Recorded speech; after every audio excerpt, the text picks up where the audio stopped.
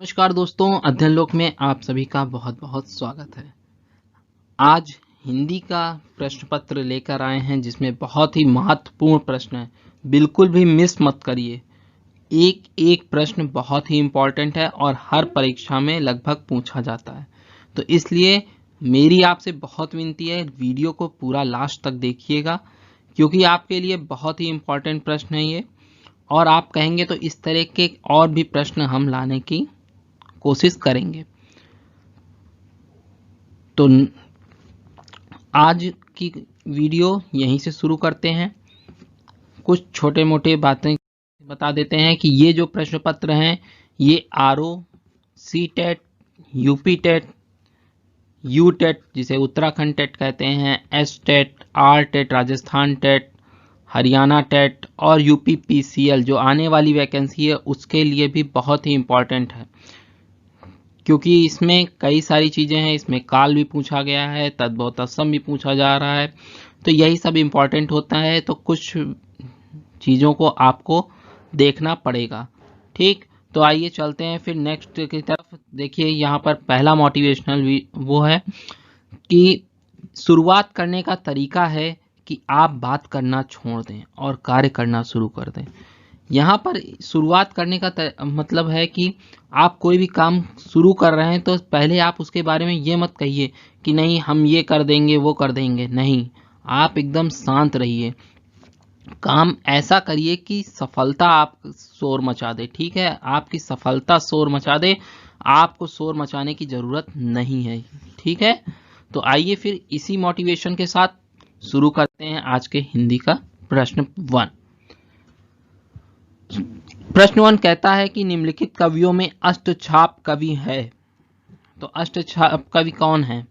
Number A Surdas, दूसरा option है तुलसीदास, तीसरा रहीमदास और चौथा बिहारी लाल।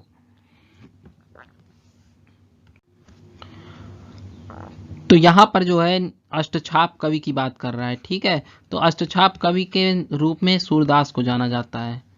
ठीक, यहाँ पर सूरदास को अष्टछाप कवि के रूप में जाना जाता है। क्या होता है कि एक्चुअली में जब कोई भी कवि किसी भी रचना या किसी भी जो है कविता को लिखते थे तो उसमें जो है सूरदास की मोहर के वो मोहर लगती थी सूरदास की।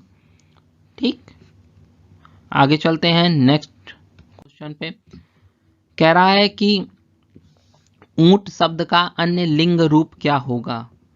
तो ये आप लोगों को पता है कि स्त्रीलिंग और पुल्लिंग दो होते हैं लिंग, तो उसमें से कौन सा लिंग रूप होगा? तो यहाँ पर ऑप्शन है ऊंटनी।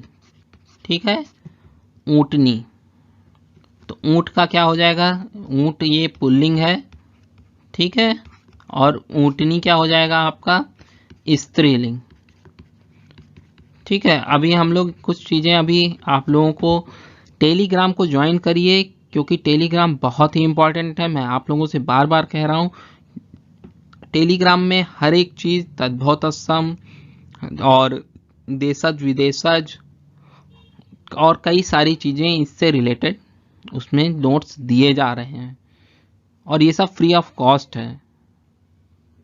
तो हम लोग तो आप लोगों के लिए पूरी जी जान से मेहनत कर रहे हैं, लेकिन आप लोग जो है सिर्फ अपनी इतनी जागरूकता उसमें नहीं दिखा रहे हैं। तो प्लीज़ जाके टेलीग्राम चैनल को डाउनलोड करिए। टेलीग्राम का लिंक नीचे डिस्क्रिप्शन पे दिया रहेगा, उसमें जाइए, डाउनलोड करिए और अध्ययन लोक को खोलिए।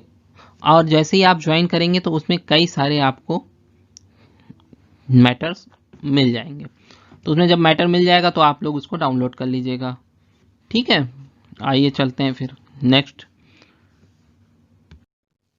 गुलाम शब्द का भाववाचक रूप है। तो भाववाचक यहाँ पर क्या है? तो यहाँ पर भाववाचक की बात कर रहा है, तो गुलाम शब्द का भाववाचक रूप क्या है? नंबर ए ऑप्शन है गुलामे, बी ऑप्शन है गुलामी, नंबर सी ऑप्शन है गुलामपन और डी है गुलामी। इसमें छोटी की मात्रा लगी है डी ऑप्शन में और बी ऑप्शन में बड़ी की मात्रा लगी है। तो कौन सा आंसर सही होगा? तो यहाँ पर दूसरा ऑप्शन सही होगा, गुलामी, जिसमें बड़ी की मात्रा लगी है वो। ठीक, छोटे ऊ की मात्रा गा में, और फिर बड़े आ की मात्रा और बड़ी ई की मात्रा। ठीक है, आगे चलते हैं नेक्स्ट। रामायण के रचयिता हैं, एक तुलसीदास, दूसरे वाल्मीकि, तीसरा व्यास, चौथा कबीरदास। तो कौन है रामायण के रचयिता? तुलसीदास जी हैं, वाल्मीकि जी हैं, व्यास जी हैं या कबीरदास जी हैं? तो यहां पर आंसर हो जाएगा आपका बी। ठीक है, वाल्मीकि जी। तो वाल्मीकि जी यहां पर रामायण के रचयिता हैं। फिर अब नेक्स्ट क्वेश्चन की ओर बढ़ते हैं। सब्सक्राइब करते रहिएगा क्योंकि नेक्स्ट वीडियो आप लोगों को टाइम पे मिलती रहे। सब्सक्राइब करने का सिर्फ यही एक मोटो है ताकि आप लोगों को वीडियोस एक रेगुलर वे पे मिलती रहे। आप लोग सब्सक्राइब नहीं करते, इस कारण ये सब वीडियोस आपको टाइमली नहीं मिल पा रही है।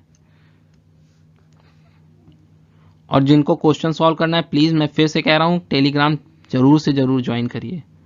वहां पर आप लोगों को क्वेश्चंस भी आएंगे और ऑप्शन भी वहां पे रहेंगे। आप लोगों को टिक करना है किस क्वेश्चन का कौन सा आंसर सही है। पर डे 3-4 क्वेश्चंस आपको मिलेंगे वहां पर, और वहां पर करंट अफेयर की पीडीएफ भी भेजी जा रही है। अब आइए, स्वागत शब्द का सही संधि विच्छेद है। तो सही संधि विच्छेद पहचानना है यहाँ पर स्वागत शब्द का। तो स्वागत शब्द का सही संधि विच्छेद क्या है?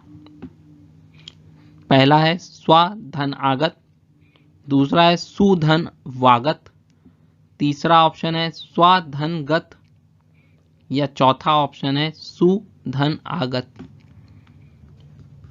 तो यहां पर कौन सा ऑप्शन सही है बताइए जल्दी। तो यहां पर चौथा ऑप्शन सही है। ठीक है, एक्चुअली में यहां पर सु लिखा है और यहां पर आगत लिखा है, तो जो उ है और यहां पर आ, ठीक है, ये आ है, तो ये एक प्रकार से यण संधि हो गया। ठीक, बराबर आ, तो यण संधि।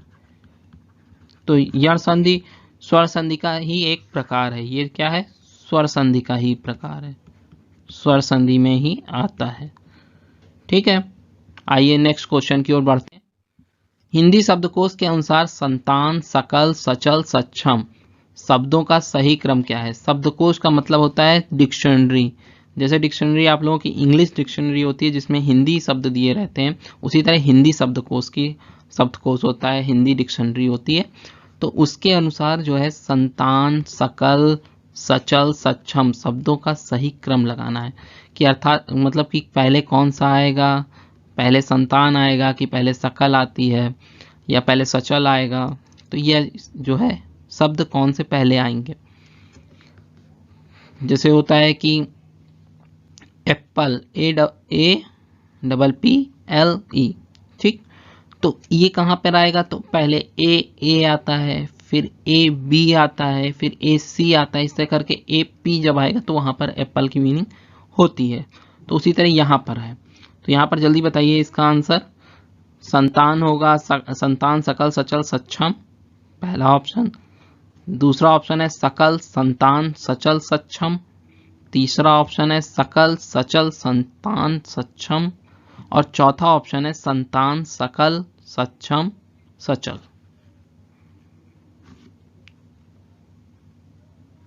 यहां पर जो है सभी वर्ण देखिए, यहां पर सभी जितने भी शब्द हैं उसमें कौन सा वर्ण समान है? तो सा।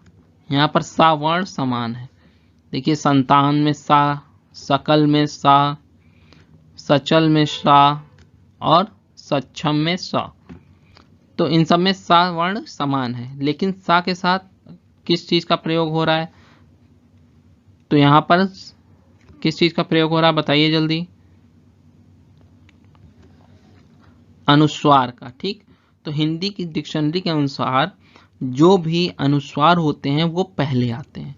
तो यहां पर अनुस्वार यहां भी है, ये भी सही मान सकते हैं, ये भी सही मान सकते हैं। ठीक, मतलब पहला ऑप्शन और चौथा ऑप्शन आपका, दूसरा और तीसरा नहीं हो सकता है। अब इसके आगे चलते हैं। सकल का और का आ रहा है अब, तो ये भी सही है, अर्थात अभी यहां तक सही है। अब यहां पे कह रहा है सचल और यहां पर कह रहा है सक्षम। तो हिंदी डिक्शनरी में पहले देखिए अनुस्वार आता है, ठीक है, इसे अनुस्वार कहते हैं, ध्यान रखिएगा। अनुस्वार आता है, फिर का वर्ण आता है, फिर छा वर्ण आता है। तो छा वर्ण का के बाद आता है। तो यहाँ पर कहाँ पर छा वर्ण पहले आ रहा है, तो इस जगह इस पे छा वर्ण आ रहा है। सक्षम ना, छतरी वाला छा। तो यहाँ पर कौन सा ऑप्शन सही होगा, तो चौथा ऑप्शन आपका राइट होगा, सही होगा। ठीक, संतान पहले आएगा, फिर सकल आएगा, फिर सक्षम आएगा, फिर सचल आएगा। आइए नेक्स्ट क्वेश्चन, किस समास में उत्तर पद प्रधान होता है? यहाँ पर उत्तर पद की बात कर रहा है, पूर्व पद की नहीं कर रहा है। ठीक, ध्यान रखिएगा, उत्तर पद कौन से समास का प्रधान होता है। तो यहाँ पर मैं ऑप्शन बता दिए दे रहा हूं आप लोगों को। यहाँ का ऑप्शन होगा तत्पुरुष समास। ठीक, इसमें क्या होता है, दूसरे पद की प्रधानता होती है। ठीक, दूसरे पद की, जो नहीं, जिसको नहीं समझ में आ रहा लिखते जाएंगे, दूसरे पद की प्रधानता। ठीक, दूसरे पद की प्रधानता होती है और पहला पद विशेषण का कार्य करता है। पहला पद विशेषण का कार्य करता है, विशेषण का कार्य करता है। और दूसरा पद क्या करता है, तो दूसरा पद विशेष है। दूसरा पद अर्थात दूसरा शब्द विशेष पर निर्भर करता है, पर निर्भर। ठीक है, अर्थात दूसरा शब्द प्रधान हो गया। अब यहीं पर आ जाते हैं द्वंद्व में। द्वंद्व क्या होता है, अब द्वंद्व में जो है दोनों पद प्रधान होते हैं, दोनों पद प्रधान होते हैं। ठीक है, जैसे माता पिता, माता पिता, भाई बहन, तो इसमें दोनों पद प्रधान है ना, दोनों पदों की विशेषता है, भाई भी होता है, बहन, माता और पिता। तो ये सब इसके एग्जाम्पल हैं। बहुब्रीहि समास, इसमें कोई पद प्रधान नहीं होता है, बल्कि पूरा समास कोई अन्य, ठीक है, अर्थ देता है। तो आइए देखते हैं, इसमें कोई पद, अगर क्वेश्चन आ जाता है कि कौन सा ऐसा समास है जिसमें कोई भी पद प्रधान नहीं होता है, तो कौन सा ऐसा समास है जिसमें कोई भी पद प्रधान नहीं होता है, तो बहुब्रीहि समास लगाएंगे हम लोग। इसमें कोई भी पद प्रधान नहीं होता है। ठीक है, बल्कि पूरा शब्द कोई अन्य अर्थ देता है। तो अन्य अर्थ देता है, तो जैसे क्या हो जाएगा यहाँ पर, जैसे लंबोदर, एग्जाम्पल क्या है, यहाँ पे सारे भगवानों के नाम होते हैं। लंबोदर, ठीक, लंबा है जिसका उदर, अर्थात यहाँ पर गणेश जी की बात कर रहा, तो यहाँ पर अर्थ क्या हुआ, लंबोदर, लंबा है जिसका उदर, लेकिन कौन निकल के आ रहे हैं, किसका अर्थ हो रहा है, जैसे अर्थात गणेश जी। तो यहाँ पर इसका अर्थ हो गया गणेश जी। अब द्विगु समास की बात करते हैं। द्विगु, तो द्विगु समास क्या होता है, पहला पद संख्यावाचक होता है, पहला पद संख्यावाचक होता है, संख्यावाचक होता है। वीडियो लाइक करते रहिएगा अगर पसंद आए, साथ में सब्सक्राइब जरूर करिएगा और कमेंट बॉक्स पे आपके कितने सही हो रहे हैं प्लीज लिखा करिए, इससे हमारा मोटिवेशन बढ़ता है। ठीक है, चलिए नेक्स्ट पे चलते हैं। पिताजी चाय पीकर दफ्तर चले गए हैं, वाक्य में क्रिया भेद बताइए। तो यहाँ पर क्या बताना है, क्रिया बताना है। ये बहुत ही इंपॉर्टेंट क्वेश्चंस हैं, जितने भी बता रहा हूँ हर एक एग्जाम में पूछा जाता है। क्रिया अर्थात काल, टेंस को आपको पढ़ना ही पड़ेगा, चाहे वो आरओ हो, चाहे यूपीपीसीएल हो और चाहे सीटेट हो, सब में काल पूछता है। टेट में भी, सुपर टेट में भी यहाँ पूछा गया है। ठीक है, तो वाक्य में क्रिया भेद बताना है कि कौन से क्रिया है, ये पढ़ना पड़ेगा आपको। तो देखिए सबसे पहले यहाँ पे पहले क्या पूछ रहा है, यहाँ क्रिया पूछ रहा है। तो यहाँ क्रिया और काल, अर्थात ये टेंस पढ़ना पड़ेगा आपको, हिंदी के काल जो आते हैं और साथ में क्रिया जिसको इंग्लिश में वर्ब कहते हैं। ठीक, ये दोनों चीज़ें आपको पढ़नी पड़ेंगी क्योंकि ये इन्हीं से ज़्यादातर क्वेश्चन पूछता है। तो यहाँ पर क्रिया पूछ रहा है। ठीक है, अधिकतर जो है जो बच्चे होते हैं वो यहाँ पर काल लगाते हैं, मतलब कि क्या पूछ रहा है, शायद काल का क्वेश्चन पूछ रहा है। काल का नहीं पूछ रहा है, यहाँ पे क्रिया पूछ रहा है। तो यहाँ पर क्रिया कौन सी होगी कि पिताजी चाय पीकर दफ्तर चले गए। तो यहाँ पर जल्दी बताइए, चलिए हम ही बता देते हैं, यहाँ पर पूर्वकालिक क्रिया होगी। ठीक है, आप सब बहुत पढ़ने में तेज हैं, हमारे भावी अध्यापक हैं आप लोग, प्लीज इसको जो है ढंग से देखिएगा। और अध्ययन लोग आपके साथ हमेशा तैयार है आपकी सहायता के लिए। तो पूर्वकालिक क्रिया क्या होती है ये देखते हैं अब। पूर्वकालिक क्रिया होती है जब कर्ता एक क्रिया को पूर्ण करके उसी समय दूसरी क्रिया की ओर बढ़ता है, अर्थात दूसरा कार्य करने लगता है। ठीक है, तो यहाँ पर क्या हुआ, पिताजी चाय पीकर, जैसे ही चाय पिए फिर उसके बाद कहाँ जा रहे हैं, दफ्तर जा रहे हैं। तो पिताजी चाय पीकर दफ्तर गए ना, तो यहाँ पे पहली क्रिया समाप्त होते ही तुरंत दूसरी क्रिया होने लगी, तो पहली क्रिया पूर्वकालिक क्रिया कहलाई।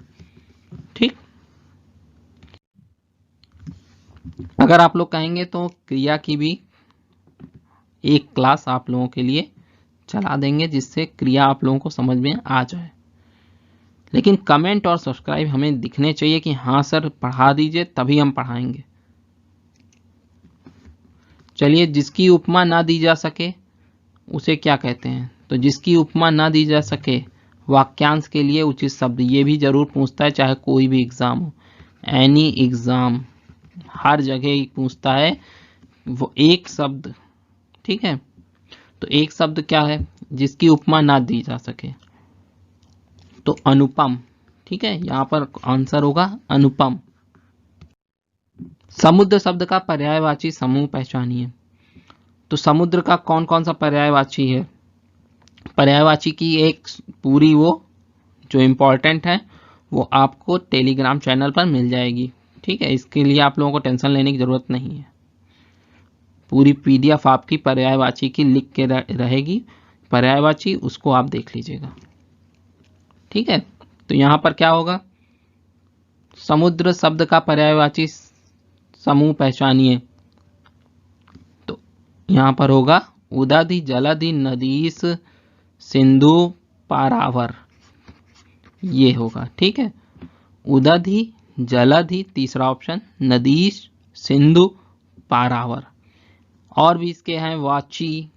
ठीक है, अगर आता है तो वाची, सागर, रत्नाकर, ये भी जो है समुद्र के ही पर्यायवाची हैं। ठीक है, नेक्स्ट चलते हैं, प्रिय विशेषण के साथ प्रयुक्त होने वाली संज्ञा नहीं है।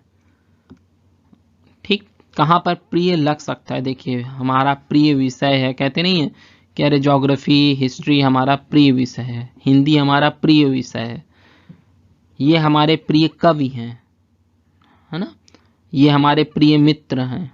तो हर जगह प्रिय लगता है ना, कहाँ पे नहीं लग रहा है, तो यहाँ पर बैरी पे नहीं लग रहा है। तो यहाँ पर कहेंगे, ये नहीं कहते हैं कि हमारा प्रिय बैरी है, मतलब एकदम खास बैरी है वो, ऐसा तो कहते नहीं है कि नहीं ये हमारा प्रिय बैरी है ना। तो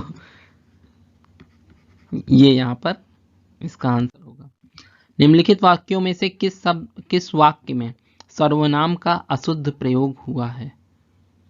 सर्वनाम का अशुद्ध प्रयोग देखिए जरा,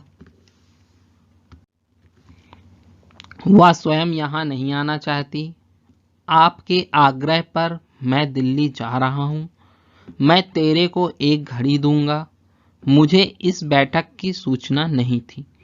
तो यहां पर अशुद्ध प्रयोग ढूंढना है आपको। ठीक है, अशुद्ध प्रयोग कहां हुआ है, तो सर्वनाम का अशुद्ध प्रयोग कहां हुआ है, पहले में तो हुआ नहीं, वह स्वयं यहां नहीं आना चाहती।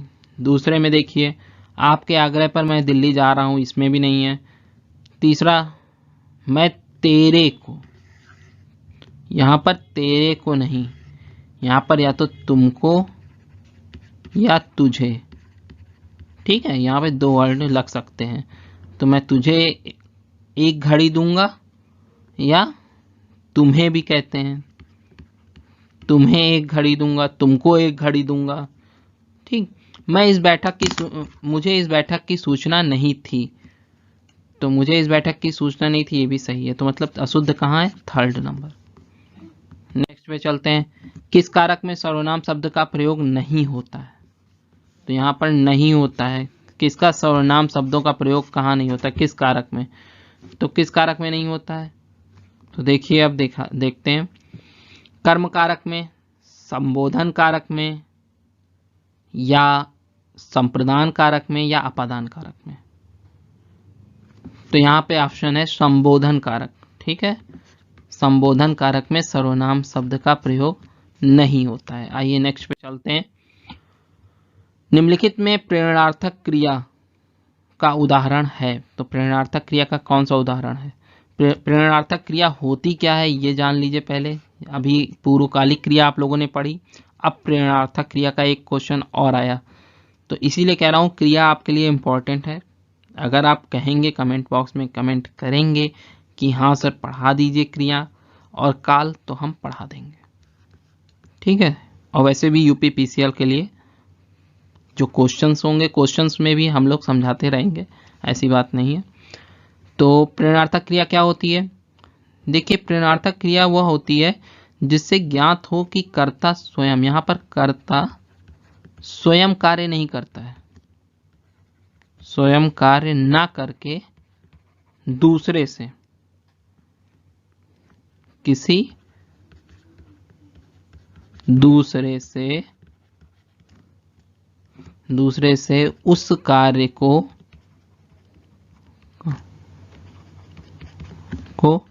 करवाता है या करने की प्रेरणा देता है। ठीक है, वहां पे क्या होता है? प्रेरणार्थक क्रिया होती है। जैसे यहाँ पे कौन सी प्रेरणार्थक क्रिया है? पहला, वह खाता है।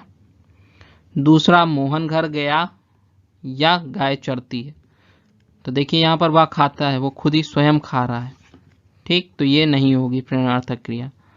मोहन घर गया, तो मोहन घर गया, मोहन अपने ही साथ, अपने ही उससे घर गया ना, अपने पैरों से गया होगा या अपनी गाड़ी से गया होगा। ठीक, तो यहाँ भी प्रेरणार्थक क्रिया नहीं। गाय घास चरती है, तो गाय घास चर रही है या गाय चरती है, तो यहाँ पर प्रेरणार्थक क्रिया नहीं होगी। ऐसा तो है नहीं कि कोई दूसरी गाय उसको घास चर के दे रही है ना। तो नंबर चौथा होगा, अध्यापक छात्र से पाठ पढ़वाता है।